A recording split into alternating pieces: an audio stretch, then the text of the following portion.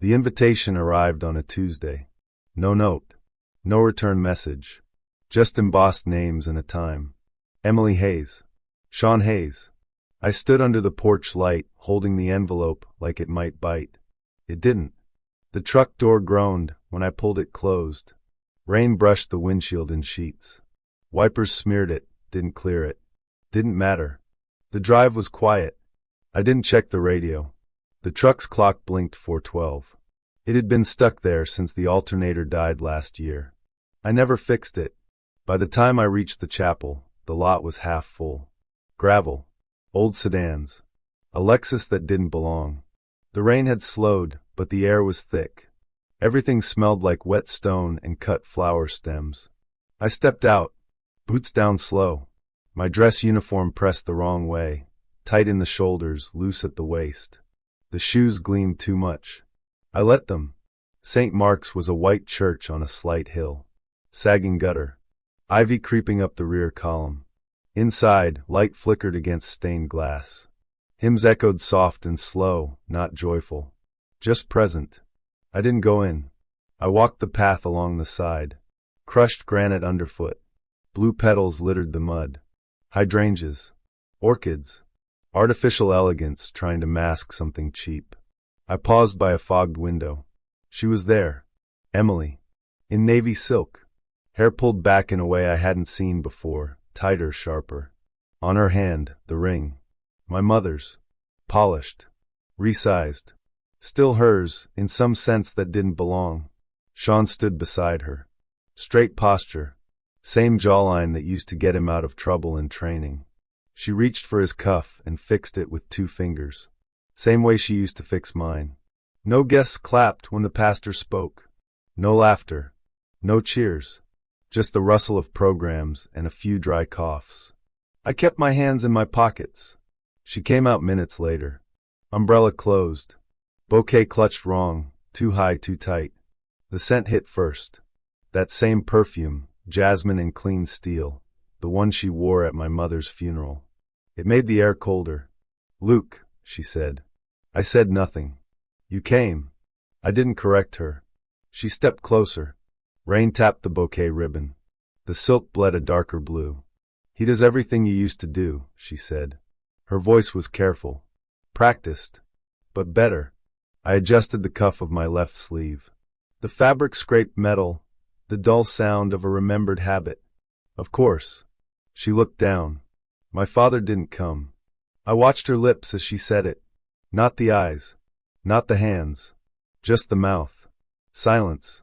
2 seconds. 3. A petal from her bouquet dropped onto the toe of my boot. It stuck. Then slid. The scent of her perfume rose again, sharper this time. Like perfume over blood. She waited for something. I didn't give it. I nodded. Not at her. Not at the church. Just at the path. At the rain. Then I turned. Boots back through gravel. Each step louder than the last. I opened the truck door. Saturday. Closed it. In the mirror, she hadn't moved. Still holding the bouquet. Still standing in the rain. Still wearing my mother's ring. I started the engine. She never asked why her father hadn't come. And I never told her. Every wire in the house was labeled. Every hinge oiled. Every drawer measured twice. I logged repairs in a green notebook. Not for billing. For certainty. Emily painted from the porch. Sean stopped by on Thursdays. He always said it was about the fishing, but he never brought bait. Just beer and time. That was fine. I liked the silence. He liked not having to speak. One afternoon, the lake gave us nothing. No fish. No breeze. Just a mirror of clouds and our reflection. I opened a rusted tin from my bag. Inside was a dented Zippo. Military issue. My initials. His thumbprint still faint on the side from Iraq. I handed it to him. No story. No setup. He turned it over, flicked the lid. Spark. Flame. If you don't come back, he said, I'll make sure it's still here. I didn't answer. Didn't need to. He knew what that meant. He handed it back, and I snapped it shut. The sound landed between us like a seal. That night, Emily worked late on a mural, waves and cliffs and oil and tension. I brought her coffee. She didn't look up. From the hallway, I watched her mix the grays with a palette knife. Sharp strokes, hard edges, like she was painting through something. The next morning, she made breakfast like she used to. No talking, just eggs and windows open. I almost believed we were fine. Then she slid the envelope across the table. Foreign contract. Balkan logistics. 3 months, high pay. High risk. I read it, she said. You'll say yes. I didn't reply. She already knew. Sean reviewed the details over coffee. Marked a clause with his thumb. Said, "You sure you trust this company?" I said, "Enough." He nodded slowly. Before I left, I backed up all our documents. Stored duplicates at the bank. Filed the power of attorney, just in case. She packed my bag in silence. Shirts folded so precisely, they didn't look like mine anymore. She tucked my passport inside a book I once read out loud on a rainy night. The night before the flight, I found her sitting in the dark, a single desk lamp on, staring at an old canvas she never finished. It was of a house by the sea, ours maybe or something close. I asked, "Why didn't you finish it?" She said, "Didn't know how it ended." She didn't say more. Neither did I. That morning, I left a note in the drawer of her nightstand. No signature, just the phrase, "You still paint like it matters." I doubt she ever read it. Before we left, she handed me a sealed envelope. "Open it after you land," she said. I never did. Still haven't. It's in the drawer by my bed, unopened. I think that was the point. At the airport, before the final call, I watched them through the security glass. Sean checked his watch twice. Emily held her arm like it was cold, though it wasn't. He stepped in closer to her, too close. Whispered something. She didn't smile. I stood in line, but I looked back one more time. Long enough to memorize her posture. Long enough to know something had already shifted. On the plane, I took out the lighter. Turned it in my hand. Didn't light it. I looked at the tray table. Scratched initials from someone else's fight. Just held the lighter there. Like a piece of weight that hadn't been added yet. The plane rose through cloud and silence. Nobody asked where I was going. Nobody knew where I'd come from. They didn't call it a prison. They called it a provisional holding compound. But it had walls. And no clocks. Days passed without language. The guards rotated. The meals didn't. Same tray. Same smell. Same color. I built a routine. Push-ups. Sit-ups. Fold the blanket. Read the same 3 letters. One from Emily, one from my sister, one from the bank. None newer than the 3rd week. They gave me a pencil. I used it to mark the wall under the cot. Not for time. For rhythm. The cell had a window. Painted shut. No view. Just light when the sky allowed it. Once a week, I saw a medic. She never looked at my face. Took my pulse. Asked nothing. Once my tooth cracked. They pulled it with pliers. I didn't flinch. They called that good behavior. I kept the lighter. Flicked it once a day. Never to light. Just to hear the click. It reminded me I still made choices. My body changed. I dropped weight. Not from hunger, from stillness. I started cleaning my cell with the sleeve of my shirt. Not to shine anything, just to feel like something responded to me. Metal bars. Concrete edges. Scratches from a former name I never knew. Each morning, I counted the footsteps in the hallway. 6 slow strides from left to right. 3 heavier boots after breakfast. Silence during shift changes. It wasn't sound. It was language without permission. One night, during inspection, a younger guard hesitated at my door. He looked over both shoulders, then slipped something through the gap in the tray slot. It was an envelope. No stamp. Inside, newspaper clippings smudged with sweat. Emily's wedding photo. Sean in uniform. Headline: Veteran Design Duo Opens Firm for Soldiers. Another: From Heartbreak to Healing, Love After Deployment. And finally, a society piece. Emily at a gala, diamond ring visible. Mine.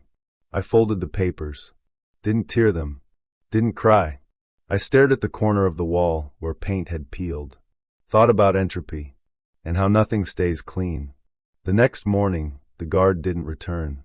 Never saw him again. I burned the papers in the tin trash barrel in the yard. One edge at a time. Watched Sean's smile curl and blacken. They released me 22 months later. No trial. No explanation. Just a transfer to a humanitarian worker at a checkpoint. She handed me a brown bag. One toothbrush. One copy of my passport. One key. No note. She asked if I had anyone to call. I said no. At the border station, someone tried to take my picture. I turned away.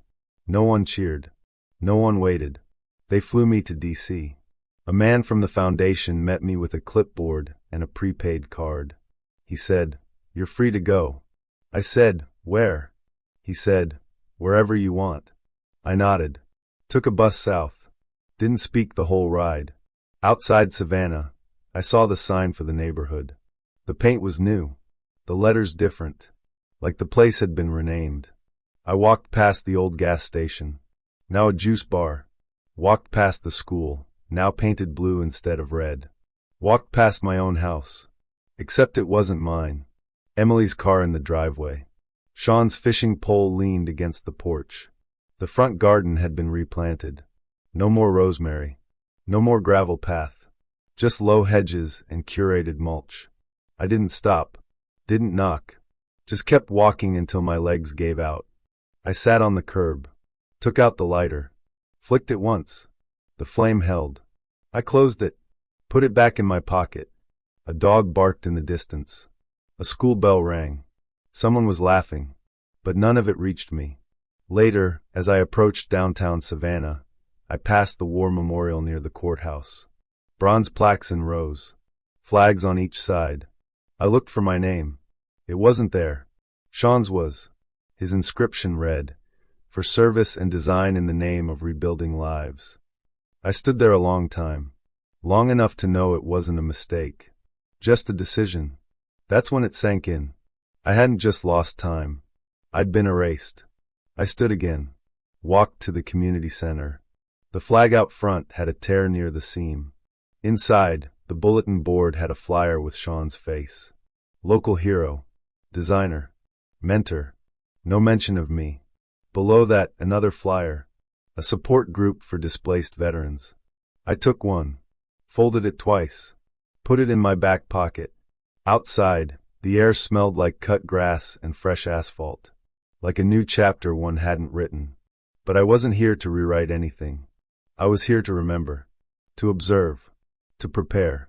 I found him in the backyard. Judge Charles Walters. Retired federal bench. Now keeper of his own silence. The porch was covered in leaves. The bird feeder empty. Paint chipped on the railing like it gave up before winter. He looked older than I remembered. Not fragile, just reduced. Like time had focused him into something sharper. He didn't ask where I'd been. Didn't say he was glad I was back. Just nodded toward the seat beside him. We sat in silence for a while. He poured coffee into 2 mismatched mugs. Didn't offer sugar. Didn't need to. Finally, he stood up, walked into the house, and came back with a folder. Manila. Creased. Heavy with things unspoken. He held the folder in both hands for a long time before he gave it to me. His thumbs rubbed at the edge like he was still deciding. Then he spoke again, softer. "I kept asking the wrong questions," he said. "I kept hoping the answers would change." When I took the folder, his shoulders dropped slightly, like he'd been carrying the weight since the day I disappeared. He said, "I wrote the new will the night after your name hit the news." He didn't look at me. I never showed it to her. He looked toward the road. She never asked. Inside, copy of the original deed, still in my name. Signature analysis from a contact he trusted. A sworn letter he drafted but never filed. Emails between Sean and Emily about asset transfer schedules. And a scanned copy of a wire authorization I never signed. I closed it and placed it on my lap. He added something else, a small metal key. It was wrapped in paper. An old receipt, folded twice. On the back, in blue ink, the date of my arrest. That wasn't for filing. That was memory. "Garage," he said. "And there's everything you'll need." He paused. "I saw them, together. Before the wedding. He didn't elaborate. Didn't need to. They never asked about you. He looked at his hands. Then added, but I kept asking. We didn't talk more. Before I left, he pulled an envelope from inside his coat. It had my name on it. Inside was a copy of the revised will, the one naming me as beneficiary of the house. Legally, you're still the owner. I nodded. He said, you don't owe me anything. I didn't agree, but I let him think it. That night, I opened the garage. Stacks of boxes. Files labeled by date. Post-its in his handwriting. Notes like, verify notary. Compare handwriting. Call state board. It wasn't just evidence. It was his apology, organized. A folding table. A locked cabinet with my name taped on it. The first night I slept there. On the floor. No pillow. Just one of the tarps he used for painting. It smelled like cedar and paint thinner. It was the first space that didn't lie to me. It held everything exactly as it was. And nothing I hadn't earned. The next morning, I visited the clerk's office.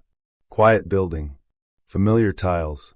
I waited in line with contractors and divorcees. Filed the documents under the original title.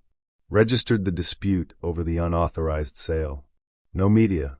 No fuss. I met with a friend of Charles, a retired title attorney. She confirmed, as long as no second sale had occurred, I could challenge everything. We froze the motion tied to the house. We flagged the notary. We requested access to Aspire Image Group's licensing history. There was none. I remembered her face, the woman who notarized the transfer. She once gave Emily a life coaching session over Zoom. That's all she was, a friend with Canva and a stolen stamp. Back at the garage, I set up a table. Mapped everything. Financial transactions.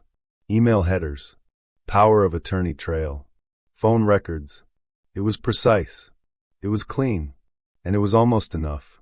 But not quite. Then I remembered something Charles had said in passing years ago.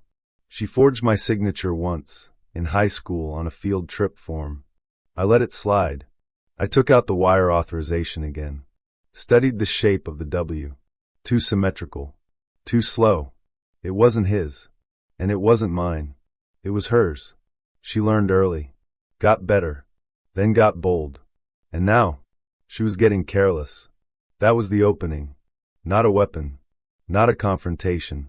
Just leverage. And leverage, applied correctly, doesn't make noise. It moves everything. The venue smelled like ambition. Fresh paint. Artificial wood. Fake permanence. Too much glass. Too much white. Too clean to last. Emily and Sean stood near the stage. He wore tailored navy. She wore intention. Photos of the new firm lined the walls. Hayes Adaptive Living. Tagline. Real design for real people. I walked in 10 minutes early. No tie. Charcoal suit. Boots quiet but polished. Hands steady. No one looked twice. Not yet. I circled the room. Their logo was everywhere. Posters. Pamphlets. Smiles printed on things they didn't build. At the center, a quote framed in chrome. Real change starts with honest space. I stood in front of it. Let the irony sit. Then moved on. A woman handed me a brochure. Smiled like she'd been trained. Said, let us know if you have any questions. I didn't respond. On the far wall, I saw a photo of the old house. The one I restored. Sean stood in front of it, arms crossed. Like he owned the memory. Sean saw me first. His smile froze. Posture locked. His left hand clenched before he knew it. He blinked twice. Tried to reset his face. Didn't work. I walked straight toward him. Deliberate. One envelope in hand. I handed it to him. No words. He opened it. Read page 1. Then 2. Then stopped halfway through the 3rd. His lips tightened. What is this? His voice was too loud. Too sharp. You're not suing, he said. No. Then what is this? Revocation. Retroactive. Everything you touched after April 9th void. He laughed once. Dry. Bitter. Tried to cover it with a glance at the people around us. No one was looking. Yet. You think this makes you whole again? Emily had moved closer. She looked at the envelope, then at me, then at the ring on her hand. Her expression changed. She recognized something too late. Sean stepped forward. "You're not supposed to be here," he said, louder now. "I could have you removed." He raised his hand slightly, not quite pointing, not quite threatening. Emily grabbed his arm. Held it. Her voice was low, but her grip was firm. "Stop," she said. Sean pulled his arm back. He looked at her like she was supposed to do more. But she didn't. Instead, she turned to me. "You can't do this. You don't have the right." I didn't answer immediately. I adjusted the cuff of my shirt. Let the moment breathe. A man nearby shifted uncomfortably. Someone lowered their phone camera. The illusion was cracking. Then I looked her in the eyes. "I could have destroyed everything," I said. Pause. "I could have leaked the files, taken the studio, froze your accounts, dragged your names through court until you begged for anonymity." Pause again. "But I didn't." Sean shifted his weight. His mouth opened, then shut again. His face flushed. I continued. "Because your father asked me to end this quietly." Then, after a longer pause, "For your sake, not mine." Emily's face cracked at the edges. Not tears, just silence where certainty used to be. She blinked, slow and sharp. Her hands dropped to her sides. "Empty." Sean tried to recover. Raised his voice again, but it wavered. "You think walking in here with a piece of paper makes you better than us?" I didn't answer. Didn't have to. I stepped back, turned, walked to the doors. Each footstep echoed, too loud for a silent man. Outside, the wind had picked up. Their new banner flapped hard against its frame. The corner tore. One of the stakes bent. It leaned sideways. Still standing. But not right. I didn't look back. Near the sidewalk, a photographer raised his camera. Framed me in the shot. Finger on the shutter. Then he hesitated. He looked at my face. Then lowered the camera. Didn't take the picture. He understood. Some things don't get documented. They get remembered. The shop was small. Concrete floor. No signage. Just a cracked red door and the sound of tools behind it. I fixed things. Not for profit. Not for reputation. Just for people who still believed in keeping things running. Mostly motors. Outboard engines. Sometimes radios. Once, a man brought me a prosthetic knee joint from the 90s. Said the new ones didn't feel like him. I said I'd take a look. Every Saturday, I took a ride out to the cemetery. One bouquet. Always the same kind, white asters. Left on a grave with no last name engraved. Just Mom. There was no card. But tucked beneath the stems, always a ribbon. Blue. Faded. Torn from the edge of an old wedding invitation. A quiet reversal. I didn't wear the uniform anymore. Didn't shave every day. But I still lined up my tools before I worked. Still tightened bolts twice, even when once would do. The house, the one Emily thought she'd redesigned, never went to court. I transferred the deed. Signed it over to the foundation that helped bring me home. No press release. Just a line in a ledger and a truck on a Monday morning.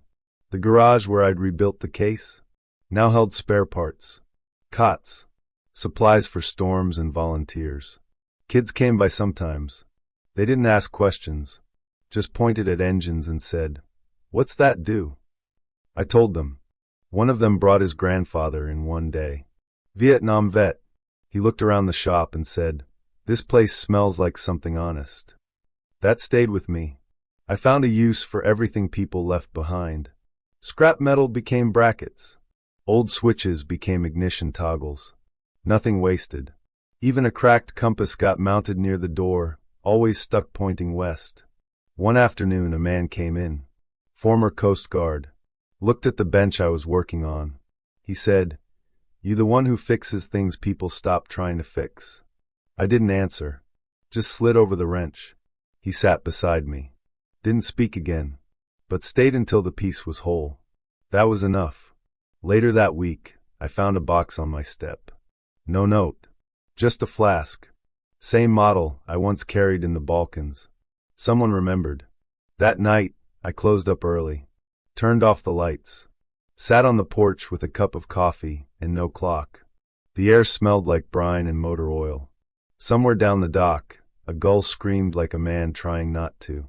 I stayed until the cup was empty, until the sky turned that kind of blue only fishermen know. I didn't check the news, didn't wonder where they were. The world had moved on, but it hadn't outrun me. In my pocket, I kept one thing. Not a file, not a receipt, a photo. Emily and I long before the fracture. She's painting. I'm fixing a hinge. Both of us smiling without knowing how rare it was. I didn't look at it often, but I kept it. Some things, even broken, you don't throw away. They remind you what not to repeat. The next morning, the wind had shifted. Blew west instead of north. Carried salt instead of dust. Felt like the first breath after surfacing too long. I took it as a sign. I stepped into the shop. Same boots. Same tools. Same oil on my hands. And I opened the door. The day had work in it. And I was ready. The gentleman's revenge isn't loud, but it's always personal. If this felt personal, make it personal. Subscribe now, and don't miss tomorrow's story.